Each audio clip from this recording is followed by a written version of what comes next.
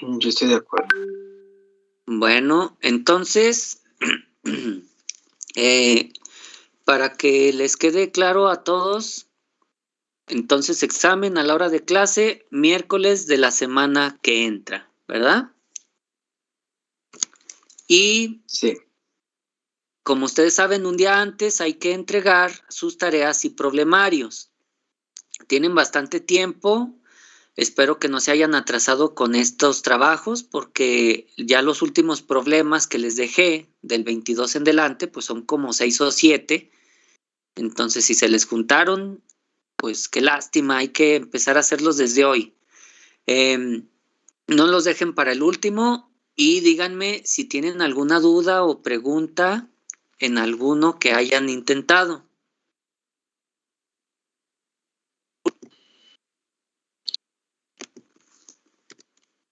Por el momento no. Por el momento no, todo bien, profe. Bueno, entonces la siguiente clase les vuelvo a preguntar, pero si no hay dudas, entonces voy a comenzar con la presentación de la unidad 4. ¿Estamos? Sí. Muy bien. Sí. Esta presentación, pues ya ustedes la tienen en el Moodle, ¿verdad? Para que vayan viendo el material. Obviamente, la versión que ustedes tienen, pues es un PDF, pero ahí viene todo el material. Entonces voy a poner la presentación, les voy a compartir pantalla y empezamos a revisar todo esto. Veamos. Pues ya voy a cerrar este problemario. Este era de la otra unidad. Y ahora sí, a compartirles pantalla. Muy bien. Entonces, vamos a entrar a la unidad de esfuerzos combinados. En esta unidad vamos ahora sí a contemplar que los tipos de esfuerzo a veces ocurren varios a la vez. ¿Sí? No es que ocurra primero flexión o después tensión o después torsión. Ocurren varios esfuerzos al mismo tiempo y tenemos que verificar qué efectos o qué resultados obtenemos de esto. Para eso, pues nosotros ya revisamos qué son los esfuerzos axiales, cómo se calculan, que los hay positivos y negativos, qué son los esfuerzos normales de flexión, cómo se calculan y también positivos y negativos. Ya saben ustedes calcular esfuerzos de corte indirecto y lo pueden identificar. Saben calcular esfuerzo de torsión y también calculamos esfuerzos de corte indirecto. ¿Es eso cierto? Sí. ¿Sí calculamos esfuerzos de corte indirecto?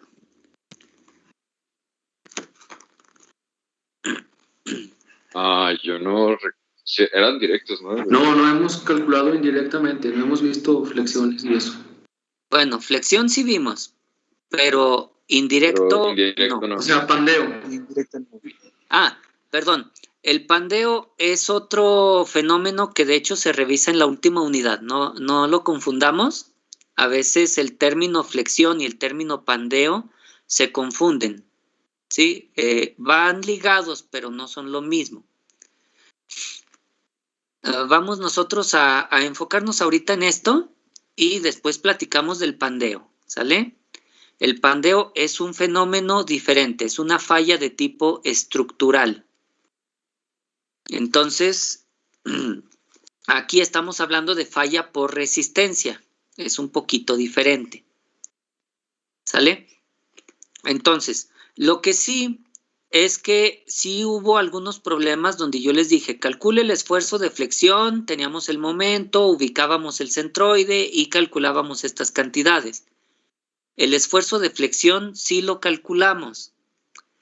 Si gustan, ojeen sus problemas y lo comentamos en caso de que ustedes digan que no es cierto, ¿verdad? Pero, por ejemplo, Sí. ¿recuerdan el problema de la viga tipo C? Aquí, el 317. Ahí calculamos el esfuerzo de flexión en el punto A y en el punto D, ¿recuerdan? E incluso calculamos el efecto de un esfuerzo de tensión que estaba ahí también presente. ¿Sí? ¿Ya se acordaron? Sí, profe. Sí, profe. Ajá. Y bueno, creo que por ahí en otro lado calculamos otro esfuerzo también. No me acuerdo si calculamos el esfuerzo o calculamos cuál es la carga máxima que se puede aplicar, pero algo así. Lo ligamos al esfuerzo. Bueno, entonces, ¿qué es lo que pasa aquí? Bueno, lo que sucede aquí es que en la unidad anterior no se revisó exactamente este tipo de esfuerzo, porque por lo general, cuando ustedes hacen cálculos en vigas largas o barras largas, el esfuerzo de flexión es mucho más grande y por lo tanto más importante que el esfuerzo de corte indirecto. Y es por eso que casi o nulamente se calcula esto en esa unidad. ¿Sale? Sin embargo, ustedes saben que en sus ejercicios hicieron algo así.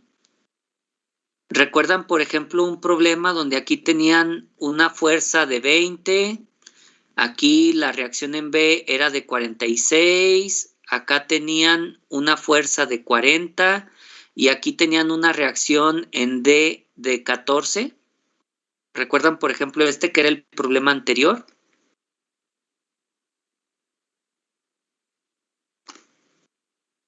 Sí. Bueno, entonces, ustedes, cuando tienen su diagrama ya con las cargas y reacciones, pueden hacer un diagrama de cortantes y un diagrama de momentos flexionantes.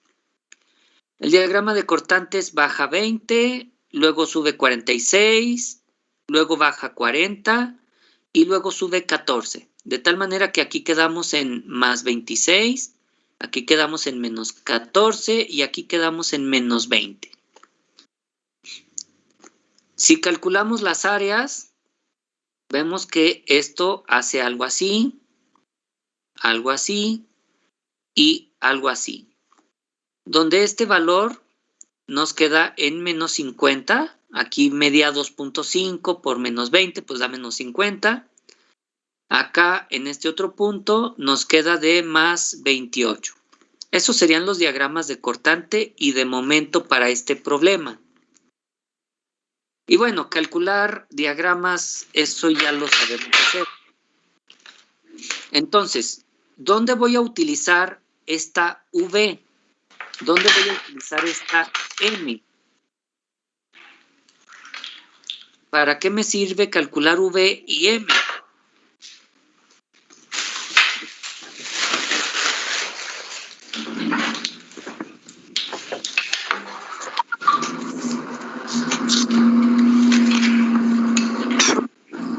Bien, díganme, ¿para qué me sirve calcular V y M? Pues en ese caso, pues estábamos calculando las concentraciones de esfuerzos y los lugares donde pasaban. Y donde fuera máxima, pues creo que se entiende que va a haber, o sea, que probablemente haya donde, digamos, se corte, o donde hay un mayor esfuerzo. Bueno, Igual por el entonces, tenemos un esfuerzo máximo y para este esfuerzo máximo buscábamos calcularlo con el esfuerzo, perdón, con el momento máximo.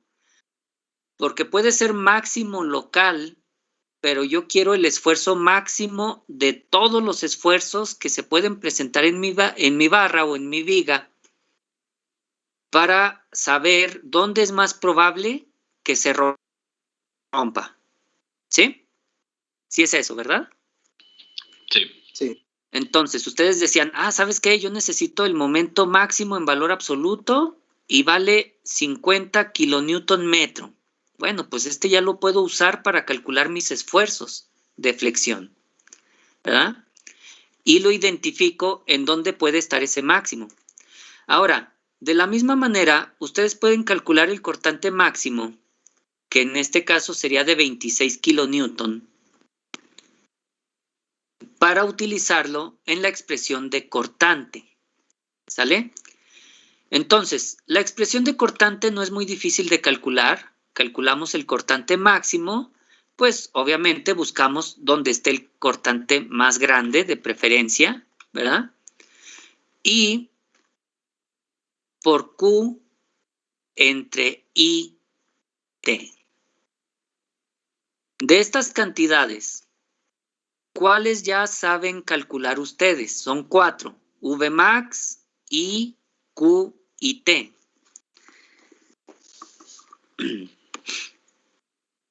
A ver, V máximo ya lo sabemos calcular. Ajá. El momento de inercia también. ¿La T qué era? La T es espesor. Bueno, pues ese digamos que no lo da el problema. Y Q... Bueno.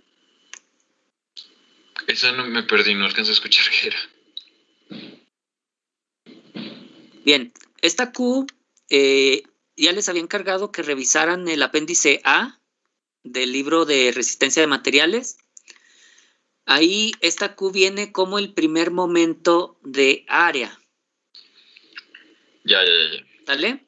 Uh-huh. Pero no se preocupen, en un momento vamos a ver qué pasa con esta Q y con esta T. Porque esta I, como ya dicen, ya la saben calcular.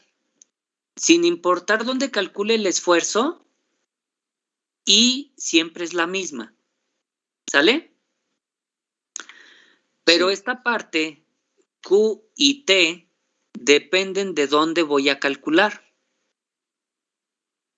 Y a eso voy a continuación.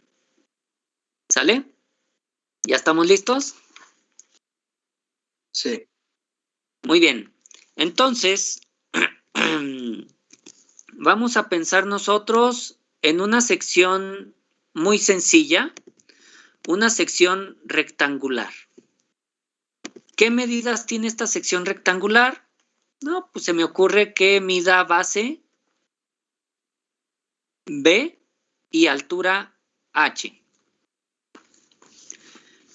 Muy bien. Entonces, vamos a verificar tanto Q como T.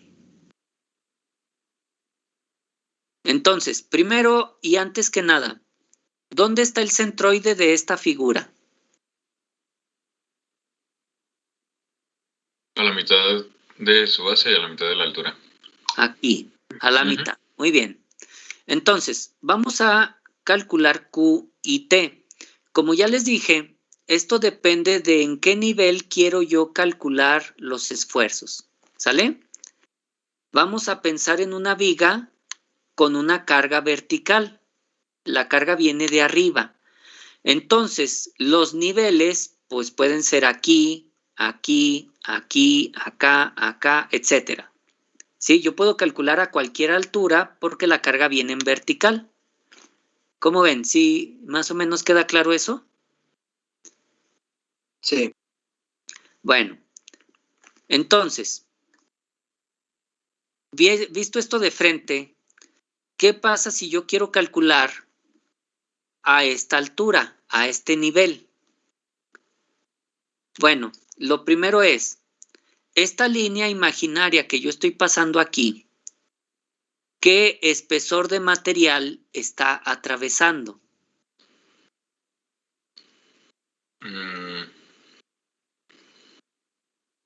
La línea viene y atraviesa el material. ¿Cuánto material está atravesando?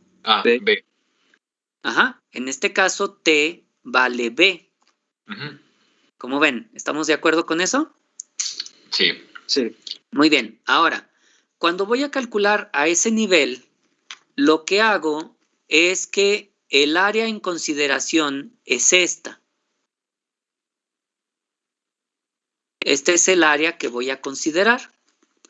Le voy a llamar A1, por ponerle un nombre. ¿Sale? Ahora, ¿dónde está el centroide de A1?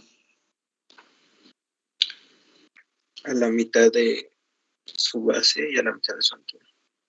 Aquí donde estoy dibujando. ¿Ahí está bien? Sí, Sí. Muy bien. Noten que tengo el centroide del área 1 y tengo el centroide del área total. Bueno, pues aquí, esta distancia de aquí, le voy a llamar D por ponerle distancia, ¿verdad? ¿Cuál es el momento del área respecto del centroide total?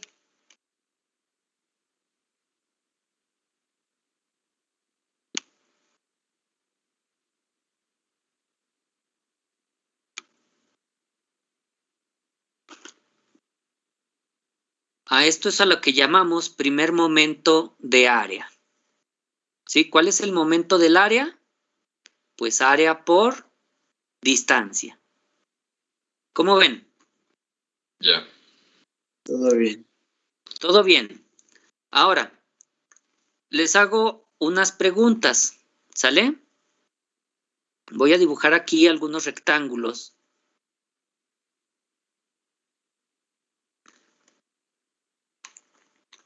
¿Qué pasa si yo quiero calcular a esta altura, a este nivel? ¿Cuánto vale Q en este nivel? ¿Cuánto vale A1? ¿Cuánto vale D? Va a valer 0, ¿no? Porque A es 0. A es 0, aunque la distancia sea h sobre 2, Ah, ¿verdad? Entonces Q vale 0. Ahora, ¿recuerdan que tau es igual a B por Q sobre IT? ajá. Por cierto, aquí el espesor sigue valiendo B, ¿no? En este nivel. Sí, Ujú. Entonces, ¿queda claro T, A1, D y Q? sí, Quedan claros todos. ¿Cuánto vale el esfuerzo cortante en este nivel? 0. Vale 0. 0. Ahora, supongan ustedes este nivel. Igual, ¿cuánto vale T? ¿Cuánto vale el área? ¿Cuánto vale la distancia entre centroides? ¿Cuánto vale Q? ¿Y cuánto vale el esfuerzo cortante? Sería lo mismo acentuando D, que sería menos H sobre 2. A ver, T vale B, ¿verdad? ¿Y qué dices de H sobre Sí. 2? Que pues ahora sería negativo. A ver, primero, ¿dónde está el área A1? ¿Sería toda esta? No. ¿O qué pasa? ¿Qué pasa con el área A1? Sí sería todo eso, solo que la D sería 0, ¿no? Ah, muy bien. El área 1 sería igual al área total, Ah, ok, ya. pero D sería 0 porque el centroide de A1 y el centroide del área total son el mismo. ¿Están de acuerdo? Sí. Sí, sí. Entonces, ¿cuánto vale Q? Va a valer también 0. Y por lo tanto, ¿cuánto vale el esfuerzo tau? 0. 0. 0. ¿Sale? Entonces, si ustedes se fijan, si yo calculo en la parte superior, el cortante vale 0. Si calculo en la parte inferior, el cortante también vale 0. Creo que ya se pueden imaginar dónde estaría el valor máximo del cortante. Si aquí es 0 y acá es 0, más o menos dónde se imaginan que está el máximo. En el centro. A la mitad, ¿verdad? Ujú. Entonces, vamos a calcular aquí a la mitad. ¿Cuánto vale el espesor T? B. B. B. ¿Cuánto vale A1? Recuerden, esto es base por altura en el total, ¿verdad? Va a ser ¿Cuánto? pues la mitad, por la mitad, ¿no? Base por altura sobre 2, ¿verdad? Muy bien. Ahora, ¿qué distancia hay del centroide del área pequeñita al centroide H del área sobre 2. grande? H sobre 2. Casi. H sobre un cuarto, ¿no? Ah, es cierto. Cierto, H cierto. sobre 4. Muy bien. Entonces, ¿cuánto vale Q si es área por distancia?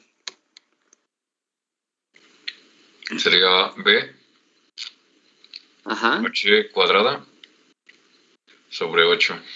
Muy bien. Voy a sustituir esto acá arriba. Tau es igual a V por Q, pero Q vale base por altura al cuadrado sobre 8. Entre I, ¿cómo se calcula I para un rectángulo?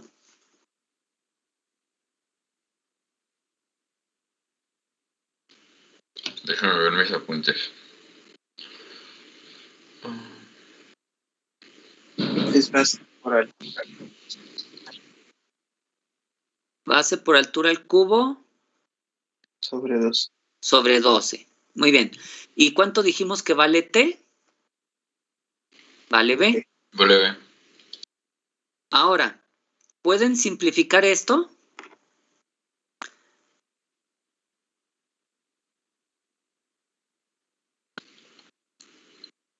Sí. Les debería quedar algo así.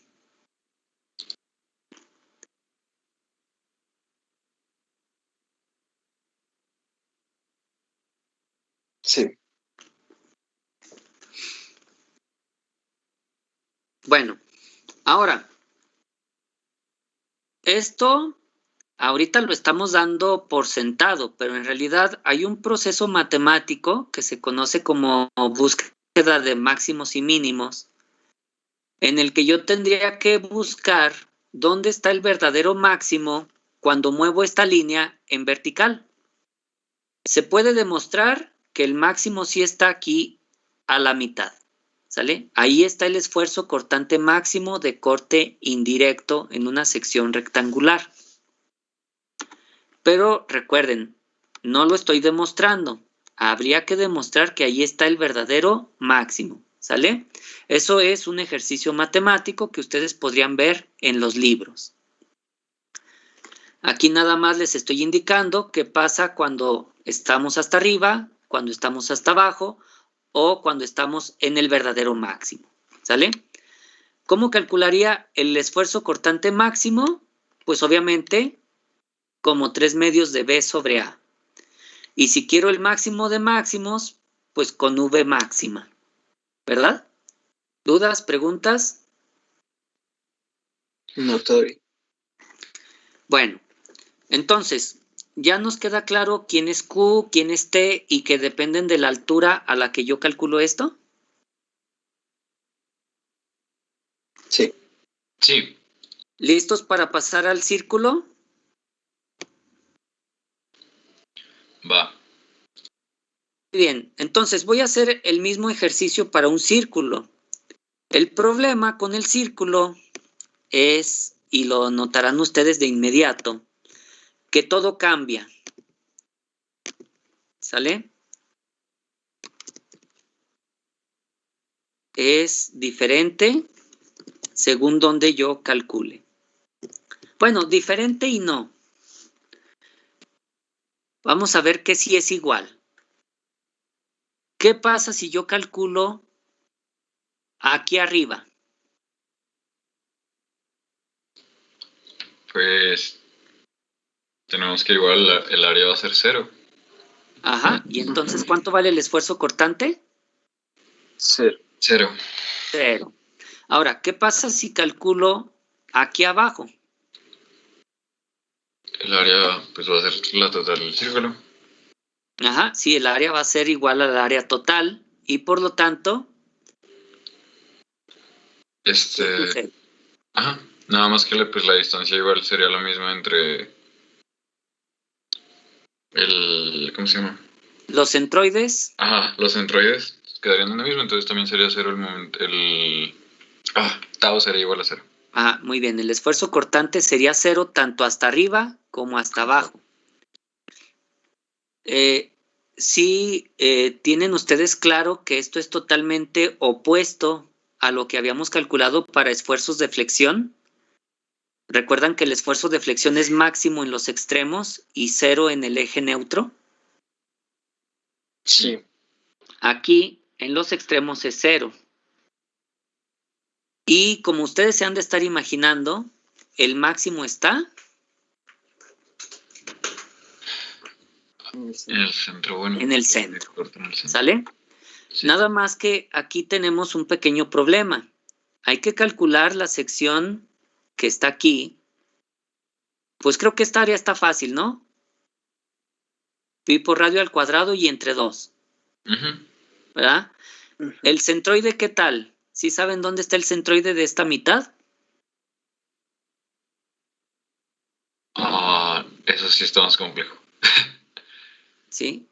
Área pi por radio al cuadrado sobre 2. Este lo tendrían que calcular ustedes de sus tablas de propiedades geométricas, que de hecho ya lo habíamos visto, pero en otra materia. Tal vez haya por aquí algún alumno de mecánica de fluidos. Lo vimos en un problema por allá. ¿Era 4R sobre 3pi? Sí, sí es ese. Muy bien. Pues aquí esta distancia es 4R sobre 3pi. ¿Cuánto vale el espesor? ¿Qué espesor estoy atravesando con esta línea? R.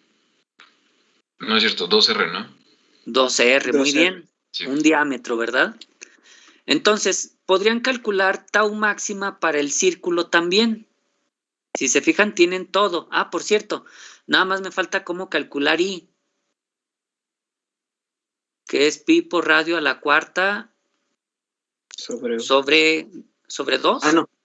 Sí. No, sobre O 4. pi por diámetro a la cuarta sobre 64. No, aquí es sobre 4, ¿verdad? Sí, es sobre 4. Sí. Bueno, pero podrían calcular esto, ¿cierto? Ujú. El Sí. problema aquí radicaría en demostrar que ahí está el verdadero máximo. Porque si ustedes se fijan, a una distancia cualquiera, vamos a llamarle a esta distancia Y, ¿qué espesor tengo a una distancia cualquiera?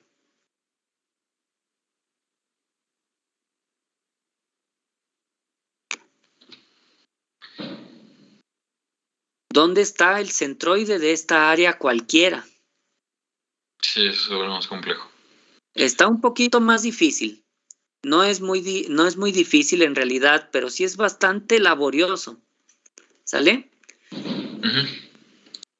Y bueno, aquí la idea no es que lo hagan ustedes muy matemático, ¿verdad? Se puede demostrar, se puede hacer, y yo podría llevarme una clase entera demostrando para algunas figuras. Pero no se trata de eso. Se trata de que sabemos dónde están los máximos. Si yo les digo que el máximo de máximos está aquí en el centro, pues ustedes tienen dos opciones. Me lo creen y entonces calculamos el máximo en ese punto, o no me lo creen y hacen su propia demostración de dónde está el máximo. ¿Sale? ¿Alguien ya hizo ese trabajo en algún lugar? Aquí lo importante es saber cómo calcular esto. ¿Sale? Entonces,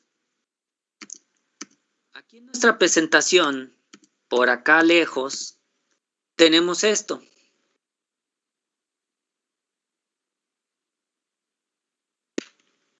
Dice aquí, valor y ubicación del cortante máximo por carga de corte indirecto en flexión. Tabla 3.2 de diseño en ingeniería mecánica de Shigley. ¿Cómo ven? Benditas sean las personas que ya lo hicieron. Entonces, ahí pueden ver el del rectángulo, que es 3b sobre 2a, donde a es el área del rectángulo total. y sabemos que el máximo está en el centro. Tenemos el del círculo, que es 4V sobre 3A, y también el máximo está en el centro del círculo. Y tenemos el de un tubo hueco y una viga en I, o un perfil comercial. Entonces, para calcular el máximo, de hecho, yo no voy a usar B por Q sobre IT. Usar B por Q sobre IT es desestimar esto que ya hizo alguien más por nosotros. ¿Están de acuerdo? Sí. Si Sí. yo les digo, calculen el máximo, pues ustedes me dicen, pues ya tengo la fórmula del máximo, ya no voy a estar picando piedra, buscando centroides, calculando distancias, demostrando que es el verdadero máximo. Solo en algún perfil que ustedes digan, este no viene en tablas y me causa duda, pues ahí sí tendrían que hacer el trabajo completo. ¿Sale? Pero eso ya será, pues ustedes en su vida profesional cuando deseen realmente buscar algo más exacto. ¿Sale? Sí. ¿Para qué va? Entonces, yo voy a usar estas. Y como les decía, ¿por qué no se utiliza o por qué no lo calculamos nosotros antes acá? Porque si la flexión es muchísimo más grande, lo puedo despreciar. Se puede demostrar también hasta qué nivel se puede despreciar, ¿verdad? Digamos, si vale el 10% de ya desde ahí lo podríamos despreciar, porque en las fórmulas se verá que su contribución es pequeña. Además, como ya dijimos, ¿dónde ocurren los máximos para un esfuerzo de flexión? En los extremos. En los extremos. ¿Y qué pasa en los extremos para el esfuerzo de corte indirecto? Son los Se hace cero. mismos, son cero. Son cero, ¿verdad? Entonces, si se fijan, están en contraparte. Cuando es máximo sobre el nivel de la viga, es cero. Y cuando es máximo, el de acá es cero. ¿Sale? Entonces, hay lugares donde conviven ambos, lugares intermedios, pero eso no lo vamos a calcular nosotros aquí. Eso está en algunos ejercicios marcados con asterisco y letra negrita en sus libros, porque es un poquito difícil, es muy laborioso.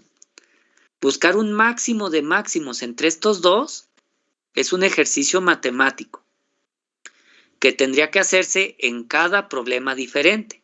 ¿Sale? No se puede sacar una fórmula en general para la convivencia de estos dos, porque depende de cómo están en nuestra viga. ¿Cómo ven? Va que va. Bien. Muy bien, entonces, no lo habíamos calculado, pero sí lo podemos calcular. Y lo vamos a calcular más bien así.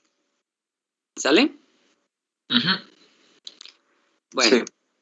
entonces, vamos a decir que ya conocemos de todos estos tipos de esfuerzo. Como les comentaba, el pandeo es una situación diferente. ¿Sale? El pandeo no tiene que ver con esto, sino tiene que ver con la estabilidad de una estructura. ¿Sale?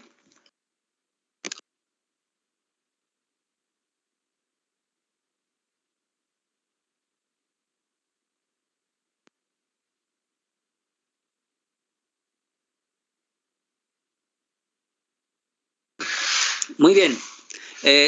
Entonces, aquí lo que vamos a hacer de aquí en adelante es revisar cómo conviven los distintos tipos de esfuerzo al mismo tiempo y cómo calcular los efectos de los mismos. Para esto, vamos a aplicar el principio de superposición. ¿Sí? Vamos a calcular el efecto que produce un esfuerzo de tensión, el efecto que produce un esfuerzo de flexión, un esfuerzo de torsión, qué sé yo, y los vamos a sumar. Pero los esfuerzos no se suman como números ni como vectores, ¿sale? Los esfuerzos se suman de otras maneras. Entonces, no sé si tuvieron algún profesor de matemáticas que les habló, no sé, del término tensores. Ah, En mi No. caso no. ¿No han tenido clases con Panayotis? sí. ¿No les pone algo así como L subíndice I, superíndice M, K o cosas así?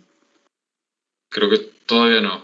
Todavía no. Ah, bueno, entonces disfruten. En matemáticas, ellos manejan unos términos un poquito más elevados que se denominan tensores. Los tensores de orden 0 pues son los escalares, los tensores de orden 1 son los vectores, y luego se manejan tensores de segundo, tercer, etcétera, orden. ¿Sale?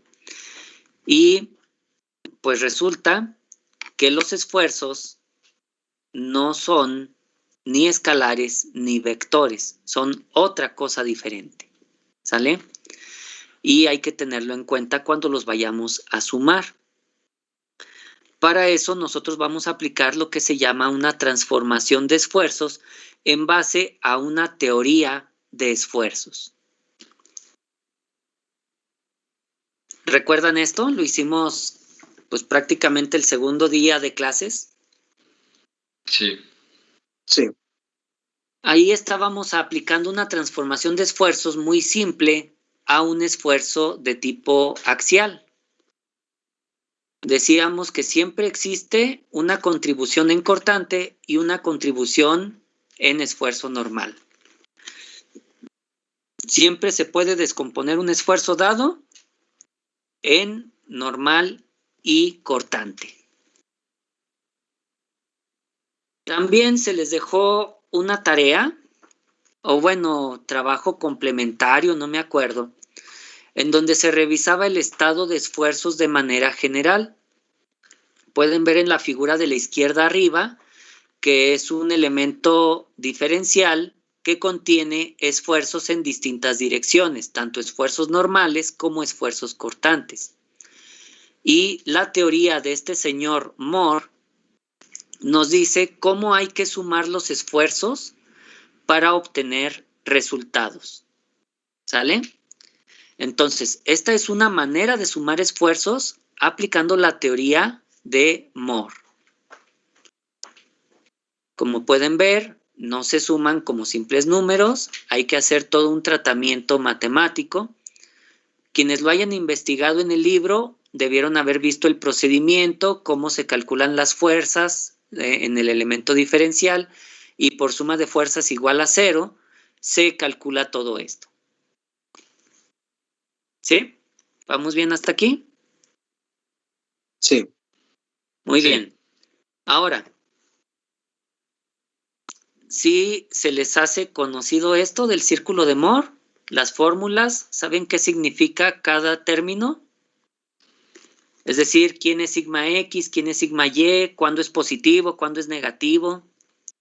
Yo no. A mí no. Bueno, déjenme decirles lo siguiente, y creo que ya se los había comentado con lo de el anterior, con este de acá. Siempre que yo use una fórmula, tengo que fijarme en la figura de la que vino esa fórmula. Porque luego el profesor me pone este problema al revés, inclinado o en vertical, y puede ser que no aplique bien cuál es el ángulo o cuál es el sentido positivo de la fuerza. Entonces siempre debo de verificar no solo la fórmula, sino la figura original de esa fórmula.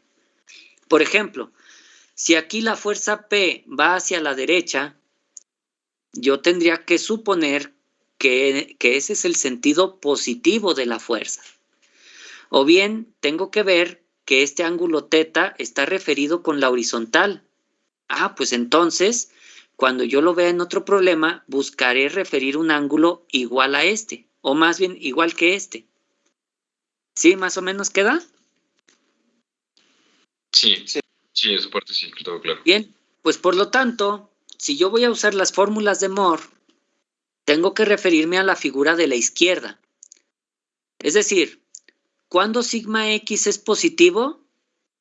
Pues pueden ver que sigma x es positivo cuando va hacia adentro o hacia afuera del material. Hacia fuera del material. Hacia afuera. Hacia afuera.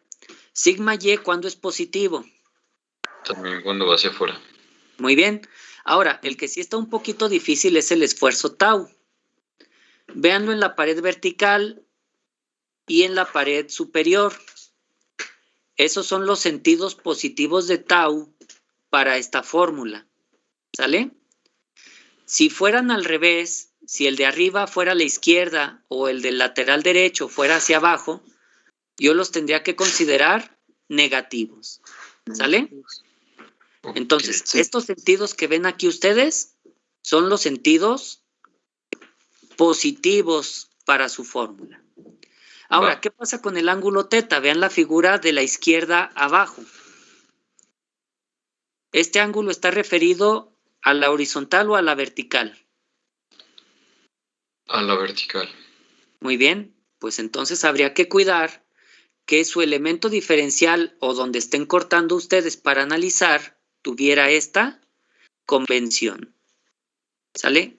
Ahí es donde veríamos positivos y negativos.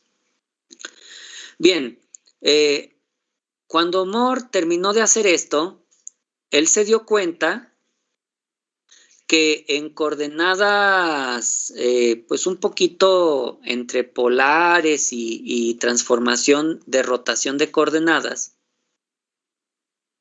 él se dio cuenta de que estas fórmulas de sigma x y de tau xy transformado corresponden a las ecuaciones de un círculo. ¿Sí? Este es un círculo escrito en forma paramétrica. Y por lo tanto, ideó un método gráfico con un círculo aquí. ¿Sale? El método gráfico es muy sencillo de usar y se empleaba mucho cuando no había calculadoras. Era más fácil hacer trazos con un compás y con una regla hacer medidas para calcular todo esto. Sería recomendable que sepan hacer el círculo y que lo entiendan, pero como ustedes ya son de la época de las calculadoras, podemos hacer los cálculos con esto, con las fórmulas, nada más. ¿Cómo ven?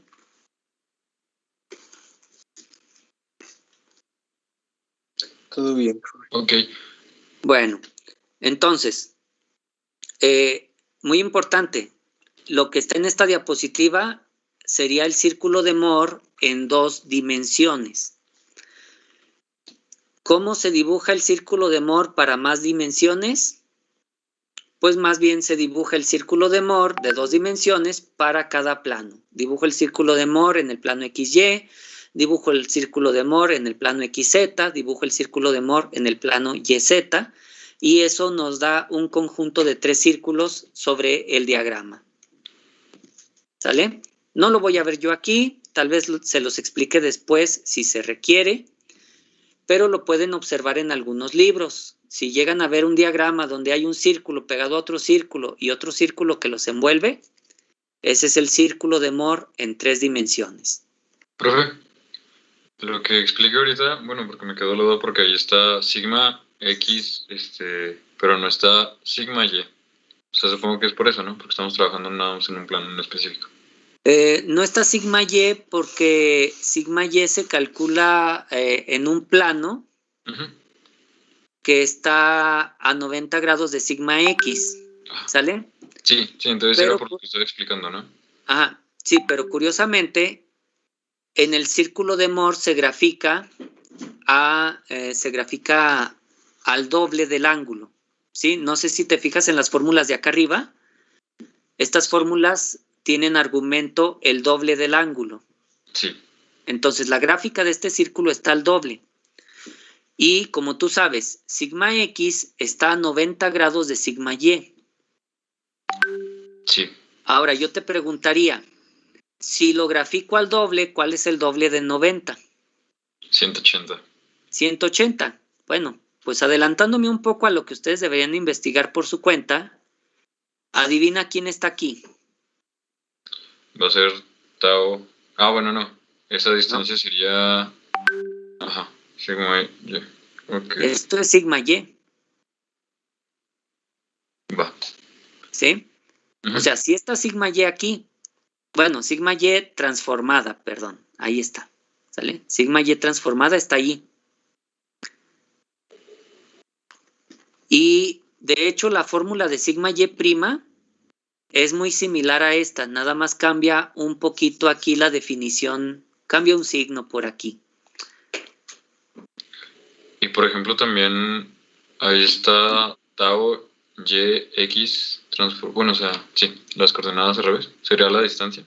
¿O esa sí es diferente? No, tau xy y tau yx, ¿verdad? Ajá. Estos son los coeficientes del plano en el que estamos analizando. Ok. Bueno, sí les enseñaron en ecuaciones diferenciales acerca de las ecuaciones homogéneas. Sí. ¿No les enseñaron algo así como la parcial de m respecto a x, respecto a y la parcial de m con respecto a y, respecto a x? Sí. Bueno, ¿y qué les dijeron si se trata de un sistema homogéneo y continuo? ¿Cómo son estas dos? Iguales. Son iguales, ¿sale? Bueno, en algún lado del libro, también en alguna parte nos explican que para que el sistema de la viga sea, bueno, del elemento diferencial sea homogéneo y continuo, también esto tiene que suceder. Estos son iguales. ¿Sale? Vale. Sí, Son gracias. tratamientos matemáticos que pueden ustedes revisar en el libro. Yo no les enseño matemáticas, por lo tanto no voy a meterme en esto porque pues no, a ustedes no les sirve de nada que yo les enseñe la demostración. La demostración para mañana ya se les olvidó. Les sirve más buscarla por su cuenta si tienen alguna inquietud. Va, gracias, profe. Entonces, como les decía, no está de más que busquen algún tutorial de cómo calcular el diagrama del círculo de Moore a mano. Sí, este círculo se calcula a mano muy fácil. Y sí se los voy a decir en algún momento, pero me gustaría que ustedes lo investigaran. ¿Sale? Entonces, como les digo, aquí sí está lo de sigma y', lo de tau xy'. En el libro también está sigma y', pero no lo puse aquí en la diapositiva porque iba a quedar todo muy amontonado. ¿Sale? Preferí dejar las imágenes grandes y no poner sigma y'. Sí está en los libros, ¿eh? En el libro sí está. Muy bien. Entonces, esta sería la teoría de Moore para sumar esfuerzos. Como pueden ver, no se suman ni como vectores ni como escalares. Ahora, hay sus excepciones, que las veremos más adelante, que ocurren cuando los esfuerzos van exactamente en la misma dirección y son de la misma naturaleza.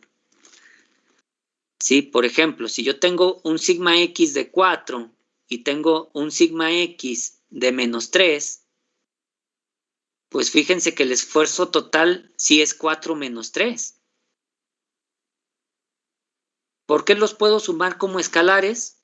Porque van exactamente en la misma dirección y son de la misma naturaleza. ¿Cómo ven? Va que va. Ahora, ¿qué pasaría si yo tuviera un esfuerzo así?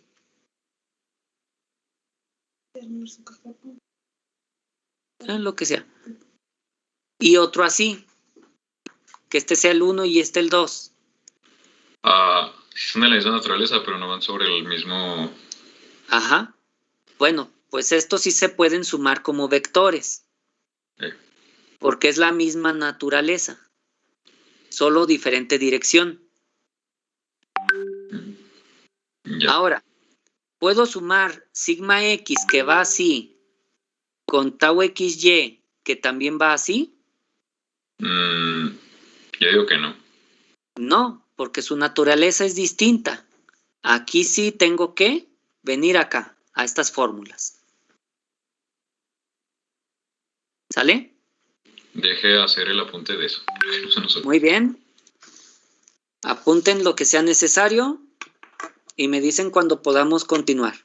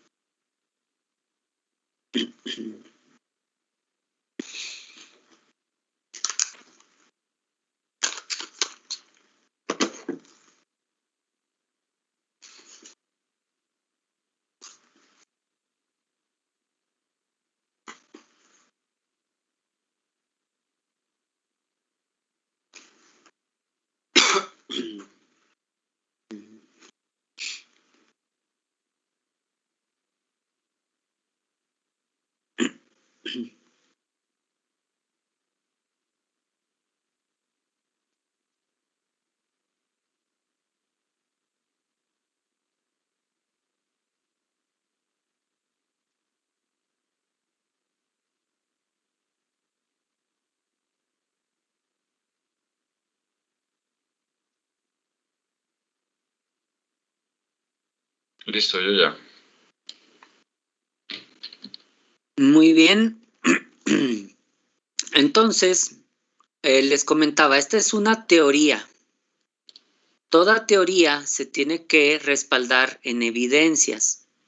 En los libros de resistencia de materiales y un poco más en los libros de diseño de elementos de máquinas, se puede llegar a ver algunas figuras de datos experimentales que respaldan este tipo de teoría. Es decir, esto no se lo inventó una persona de la nada, sino que la persona, al ver datos experimentales de cuándo fallaban materiales a distintos tipos de esfuerzo, empezó a hacer ajustes de curvas y teorías para ajustar esas curvas.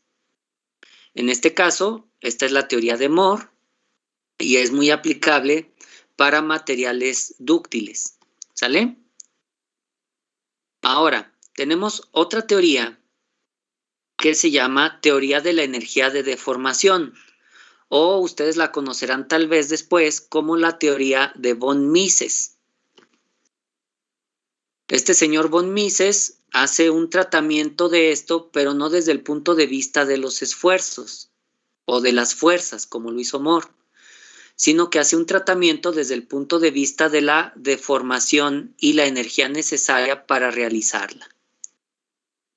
Entonces, las teorías de cada uno dan ecuaciones diferentes, ¿sale? Cada uno te dice cómo vas a sumar esto de distinta manera. Entonces, según la teoría que yo ocupe, es la conclusión a la que yo voy a llegar. Más adelante en diseño de elementos de máquinas les enseñarán cuándo es mejor usar una o cuándo otra, o por qué usamos una y no la otra, ¿verdad? Nosotros nos vamos a limitar a que hay ecuaciones para poder sumar esfuerzos de distintas naturalezas. Y bueno, aquí voy a repetir algunas diapositivas de clases anteriores. Por ejemplo, hace rato vimos una diapositiva de cuando hicimos lo del GIS. Ahora esta es una diapositiva que está en lo de flexión. Recuerdan que a veces la flexión no va sobre uno de los planos principales de mi viga, es decir, no va ni sobre Y ni sobre Z. La flexión va oblicua. ¿Qué es lo que hago en ese caso? Pues puedo dividir la flexión en una flexión sobre Z y una flexión sobre el eje Y. Y entonces calcular cada una por separado y por el principio de superposición de esfuerzos, calcular el esfuerzo total. Esto ya se los había explicado en flexión un poquito, pero ahí podemos ver que ya podíamos combinar esfuerzos, en este caso de la misma naturaleza. Ahora, noten ustedes que mz por y sobre i va en la dirección x, es decir, la viga se deforma en esta dirección. ¿Sí ven el cursor que se mueve? Sí. Ah, muy bien. A veces le muevo y a lo mejor no lo ven, ¿verdad? Entonces, en esta dirección X es que ocurre la deformación. Ahora, si ven my por z sobre i, notarán que la deformación sigue en el eje X. Misma naturaleza, misma dirección de deformación. Por lo tanto, se suman como si fueran números cualquiera. Aquí tenemos un ejemplo similar al de la prensa tipo C. ¿Sí lo recuerdan, el de la prensa tipo C que hicimos? Y tenemos una conclusión similar. Hay esfuerzos normales axial y esfuerzos normales de flexión, que dependiendo de dónde se calcule, si es afuera o adentro, serán de tensión o de compresión. Siguen siendo esfuerzos de la misma naturaleza y en la dirección del eje.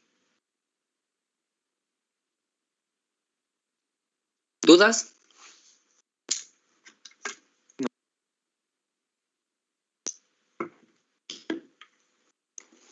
Por el momento no. Bueno, yo no. Bueno, ahora, si ustedes no son de buena memoria, pues hay que ir poniendo este tipo de cosas en un formulario, ¿sale? Tenemos este otro, una carga sobre un material, pero la carga no está aplicada en el centroide. Como ya dijimos en algunos ejercicios, como el de la prensa tipo C, siempre que yo analice en un material, tengo que llevar la fuerza o las fuerzas a el eje neutro del material para saber realmente qué está sucediendo. Al llevar esta carga P excéntrica al punto C, veo que está provocando momentos MY y MZ, además de provocar un esfuerzo de tensión axial. Entonces, como pueden ver, pues ahí se suma la contribución de cada tipo de carga. ¿Cómo ven? ¿Todo bien? Sí. Luego tenemos aquí flexión y corte indirecto. Y aquí, si se fijan, acá decía esfuerzos combinados, pero acá dice esfuerzos combinados. ¿Qué les dije acerca de estos esfuerzos de flexión y de corte indirecto? ¿Cómo conviven? Cuando uno es máximo, el otro es mínimo. En general, el lugar donde está el verdadero máximo de ellos es muy difícil de calcular. Y no se tiene mucha contribución. Si la viga es larga, será mucho mayor el de flexión que el de cortante. Por lo tanto, casi siempre se diseña considerando solo el de flexión, mientras sean barras largas. ¿Sale? Sale. Ahí tenemos lo del esfuerzo cortante que habíamos dicho. ¿Y dónde suelen aplicarse este tipo de cálculos? Generalmente en ejes. En ingeniería mecánica, por lo general, el problema más complejo que uno revisa es un eje de transmisión. Ahí tenemos todos los esfuerzos que hemos visto. Tenemos esfuerzos de tensión, esfuerzos de flexión, esfuerzos de corte directo, esfuerzos de corte indirecto, tenemos torsión, tenemos concentraciones de esfuerzo, etc. Tenemos de todo en un eje de transmisión. Y como ustedes pueden ver, también para esto hay diversas teorías de cálculo. En este caso, por ejemplo, esta fórmula en particular solo consideró dos esfuerzos. M por C sobre I, ¿a qué le suena? T por C sobre J, ¿a qué le suena? ¿Verdad? A torsión y flexión. Así es, casi siempre se diseñan con eso. Ahora, se puede diseñar considerando todos los esfuerzos reales que hay en la barra, pero a veces el esfuerzo del cálculo solo mejora muy poquito el cálculo del esfuerzo que hay sobre este problema. ¿Sale? Ahora, en ocasiones sí hay fuerzas axiales. Cuando hay fuerzas axiales sí hay que considerarlas, no se pueden despreciar. Pero en general empezamos con esto, torsión y flexión. Y una vez que ya diseñaron con torsión y flexión, ya sobre ese diseño, ahora sí se hace un análisis un poquito más detallado. ¿Sí? Digamos que ese diseño de ejes es por partes. Primero se hace un diseño preliminar con torsión y flexión. ¿Cómo ven? Todo bien. Supongo que también el que le sigue es el de cortante, ¿no? Porque en los ejes también es como muy común que sí. Pues aquí, como te decía, una cosa es el diseño del eje preliminar y otra cosa ya es el diseño detallado. Ya cuando tú calculas, por ejemplo, dónde vas a poner las chavetas, las cuñas, los soportes, ¿verdad? Cuando checas todo eso, ahí sí ya te empiezas a preocupar. Ah, caray, aquí hay un concentrador de esfuerzos. Acá le hice un agujero, no habrá un esfuerzo cortante que a lo mejor sea importante, etcétera, ¿no? Entonces, empiezas a detallarlo un poco más. Pero de momento el diseño inicial de un eje se hace con torsión y flexión. Va. ¿Sale? Gracias. Ya más adelante le agregas todo lo demás. Pero en un inicio, si intentas calcular todo, el problema se vuelve demasiado grande y muy complejo de resolver. Entonces, se hace por partes. Primero, torsión y flexión. Va. Aquí tenemos, por ejemplo, unas ecuaciones del libro de diseño en ingeniería mecánica y pueden ver que tenemos concentradores de esfuerzo dados por las letras KF y KFS, que es concentrador de esfuerzos para cargas normales y concentrador de esfuerzos para cargas cortantes. Si se fijan, la fórmula, por el simple hecho de considerar las dos cosas, lo que sería esfuerzos estáticos y esfuerzos dinámicos, ya la fórmula se hizo un poquito difícil de tratar. Imagínense si yo le agregara más cosas. O sea, esta fórmula pequeñita de aquí, ahora es esta, de acá. Es esa misma. Y solo tiene torsión y flexión. Entonces pueden darse cuenta que no me conviene meter más cosas en este instante. ¿Se puede analizar más adelante? Sí. Pero en el instante del diseño inicial, ya con esto es suficiente complejidad. ¿Sale? Sale. Sí. Este que ven aquí se llama criterio de Goodman, lo van a ver en diseño de ejes, en diseño avanzado de elementos de máquinas, todavía no, pero es para que noten que sí hay cierta dificultad. Muy bien, actividades complementarias para ustedes. Repasar cómo se construye un círculo de Moore. ¿Sí? Es lo que les decía. Sí sería bueno que investiguen y que traten de revisar cómo hacíamos nosotros los círculos de Moore cuando no teníamos calculadoras. Identificar la diferencia entre calcular un esfuerzo máximo y calcular una transformación de esfuerzos. Eso más que nada enfocado a las fórmulas de Moore. Recuerdan que, de hecho alguna vez lo vimos, no es lo mismo calcular sigma prima en un ángulo teta cualquiera que calcular el máximo de todos estos. Hay una fórmula para el máximo, según el círculo de Moore, y ustedes la tienen en sus apuntes, ¿sale? ¿Cuál es el valor de sigma máxima usando estas fórmulas de Moore? Eso no está aquí, pero sí lo tienen ustedes en sus apuntes, si es que en aquel momento hicieron sus tareas. Era Bueno. R máxima, bueno, la distancia máxima, ¿no? Era algo así como, era algo así como sigma máxima igual a sigma medio más R, o sigma mínima igual a sigma medio menos R. No sé si se acuerdan de eso. Más o menos. Ajá. Bueno, creo que sí lo vimos así. Y les dije cómo se calculaba R, ¿verdad? Entonces, hay que saber cuándo voy a usar las de los máximos y cuándo simplemente un problema me está pidiendo transformación. Luego, lo que les decía, los esfuerzos no son ni escalares ni vectores y solo bajo condiciones muy específicas los sumamos como tales.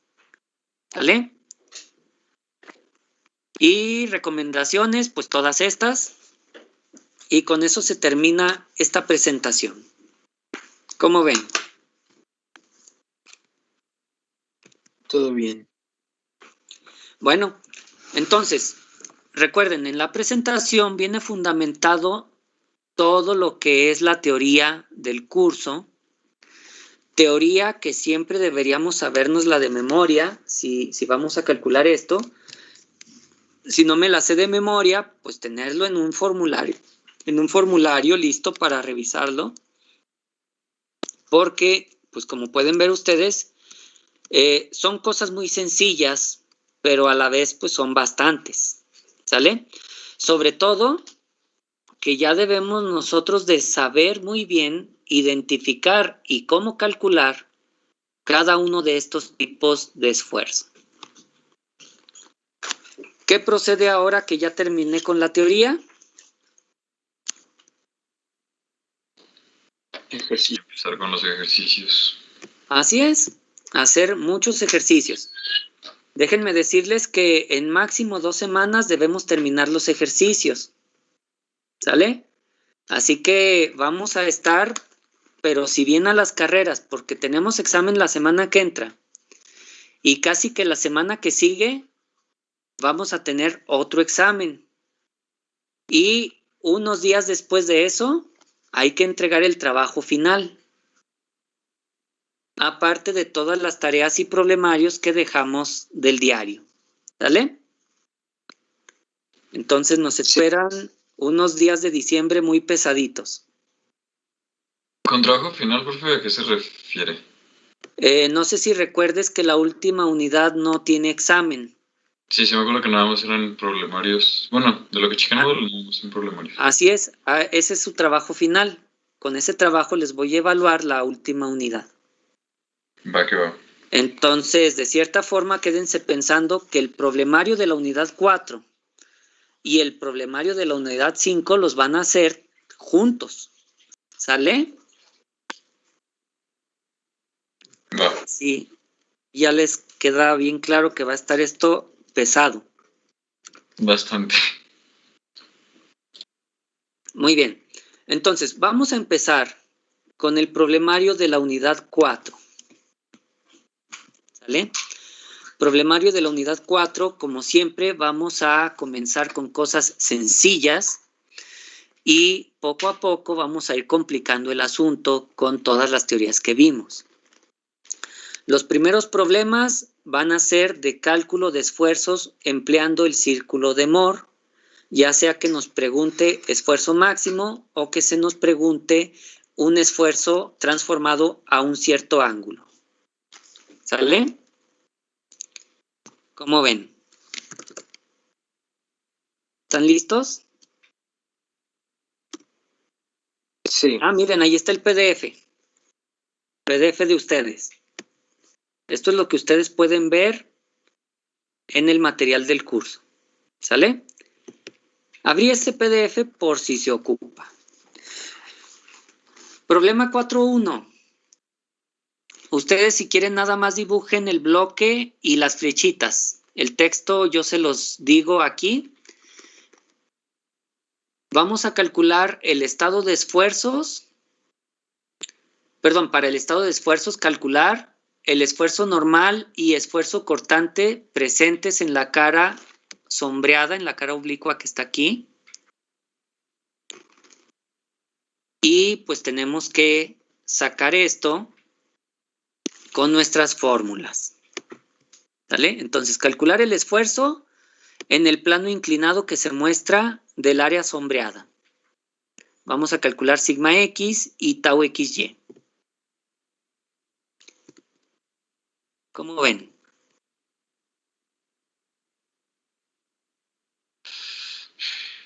Va. Muy bien.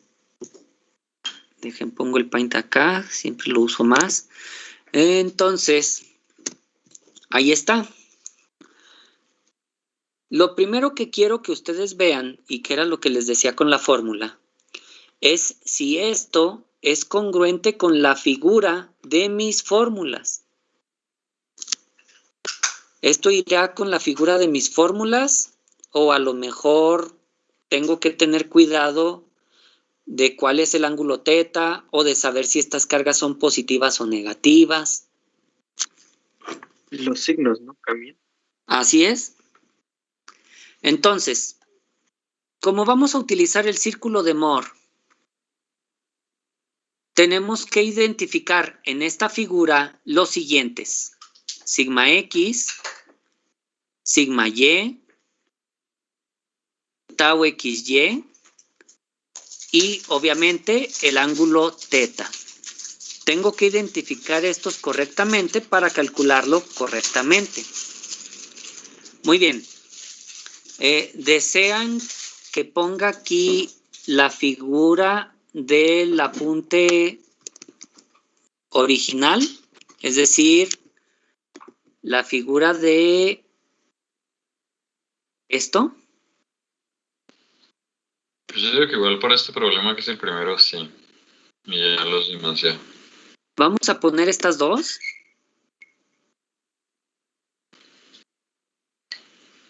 Lástima que están de baja calidad, pero creo que se entienden.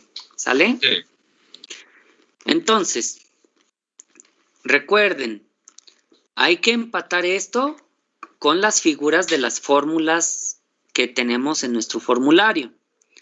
Entonces, el primero que les preguntaría es, ¿cuánto vale sigma x? Ah, perdón. Las figuras de la derecha no es necesario que ustedes las copien, porque ya las tienen en sus apuntes, ¿sale? Esas más adelante ustedes las pasan a un formulario. Solamente la figura de la izquierda y esto que puse en negro. ¿Necesitan que los espere? Yo no. No, ya está. Bueno, entonces, vamos a comenzar con sigma x. Vean la figura de la derecha y comparen con la figura del problema y díganme cuánto creen ustedes que vale sigma x.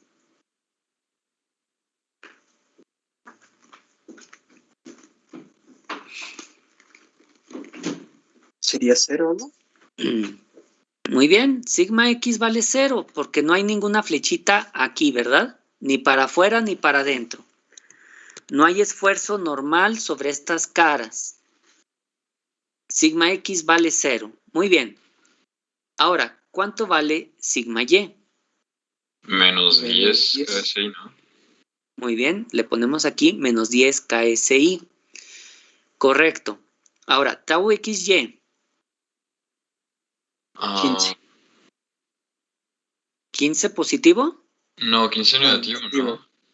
15 negativo, porque va en contra de las flechitas que yo tengo acá, ¿verdad? Ujú. Sí. Muy bien. Entonces, sigma x, sigma y tau xy, creo que no hay dificultad con eso. El verdadero problema aquí es teta. ¿Cuánto vale teta?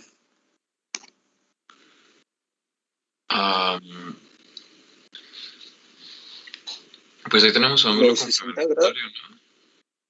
¿Vale cuánto, perdón?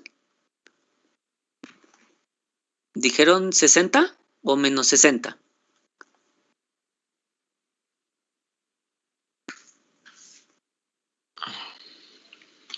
Yo todavía tengo la duda de cómo acomodarlo. Ujú. Muy bien. Si yo les dijera que a un lado de un elemento diferencial hay más elementos diferenciales, ¿qué pensarían?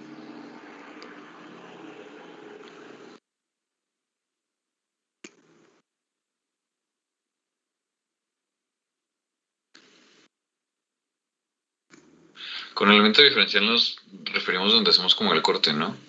Sí, o sea, estamos revisando un pedacito de material y lo estamos idealizando como un cuadrito, pero en realidad ese cuadrito es una parte de un material con una forma dada, Ujú. ¿vale? Entonces, ese cuadrito pues está alrededor de muchos cuadritos iguales a él Sí. y todos ellos están bajo el mismo esfuerzo, ¿sale? Bueno, en las cercanías, claro está, ¿verdad? Si hablamos de un elemento que esté muy lejos, pues a lo mejor ahí sí los esfuerzos son diferentes. Pero aquí en las cercanías, pues así es la cosa, ¿no? Entonces, cuando yo trazo aquí un plano de corte, pues en realidad estoy trazando el plano de corte así, ¿verdad? Entonces, si se les hace difícil verlo en el elemento superior derecho, a lo mejor te serviría ver esto mismo en el elemento inferior izquierdo, Ujú.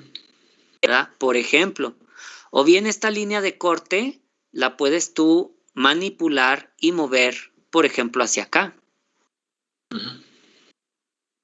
¿sí? O sea, es el mismo plano de corte, ¿estamos de acuerdo? Sí. Yo lo puedo poner aquí, lo puedo poner acá, lo puedo poner acá, ¿sale?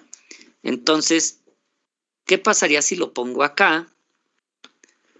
Y me fijo, por ejemplo, en este elemento.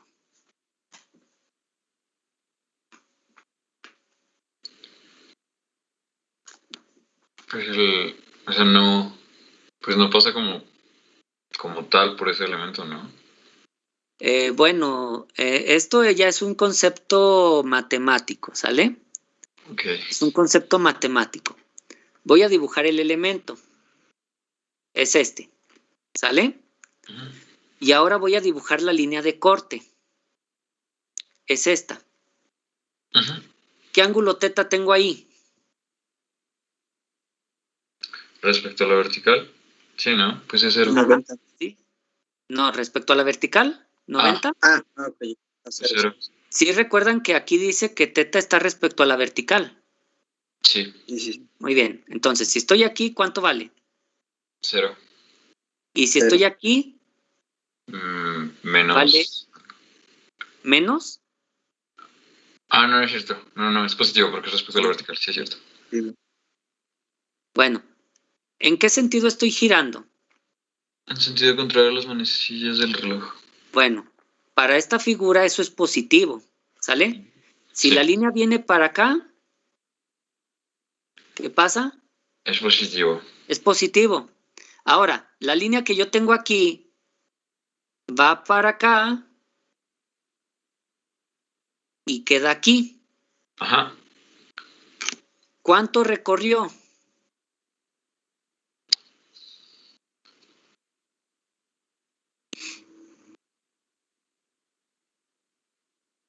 Fueron. Uy,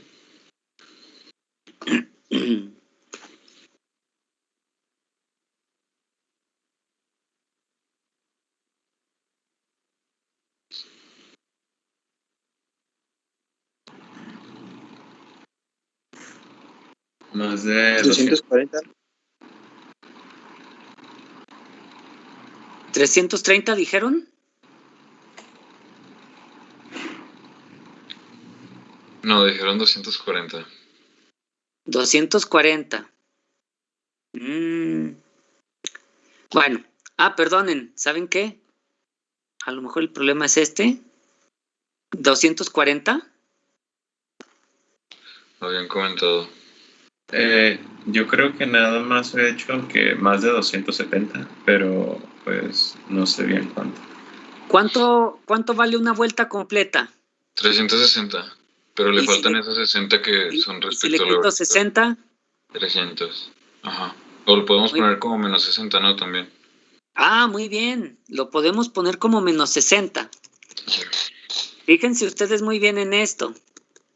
Ay, ya me pasé. Yo lo que quiero es que el plano quede como se muestra aquí. ¿Sale? Y están ustedes de acuerdo de que es esta línea de aquí. Esta línea roja de aquí es la de la figura. Sí. Bueno, pero si lo vemos desde el elemento diferencial de abajo, sería esta línea negra, que yo digo, ¿sabes qué? A esta línea le puedo dar la vuelta y ponerla aquí, y serían 330 grados positivo. Sí. Pero también puedo hacer que esta línea se mueva 60 grados negativo También. Ujú. y quedaría en el mismo lugar. ¿Sale? Entonces, no sé si con eso les queda claro un poquito lo del cálculo de esto. Sí, al menos a mí sí. Ya Entonces, Sí, ya. θ puede ser 330 o su equivalente menos 60. Eso sí, recuerden que en las fórmulas viene 2θ para que multipliquen correctamente 2 por 330 o 2 por menos 60. Profe, ¿no son 300? Perdón, sí, perdón, sí. Son 300, tienes razón, 300. Corrijan, son 300. Bueno, Va. Sí, ya. Sí, eso hizo que quedara más claro. entonces, si ustedes se fijan, parece algo muy simple, pero es muy fácil equivocarse al aplicar estas fórmulas de Moore. Y por eso hacemos esos primeros ejercicios. ¿Sale? Ya con esto creo que termino yo. Solo faltaría que ustedes apliquen estas fórmulas y verifiquen que da lo que dice aquí que debe dar. Es decir, les debe dar que sigma X es de 5.49 positivo. Ojo, si no les da el signo también andamos mal. Y tau es de 11.83 también positivo. ¿Sí? Les tiene que dar eso. Y ya con eso nos despedimos. Ustedes están encargados de hacer el 4.2, así que vayan desempolvando las fórmulas de esfuerzos máximos, porque eso se usa en el 4.2. Lo vemos la siguiente clase. ¿Sale? Sale. Muchas gracias, profe. Hasta luego, gracias. Hasta Que mañana. estén bien. Que buen día. Igualmente. Ya se apaga este calentador solar.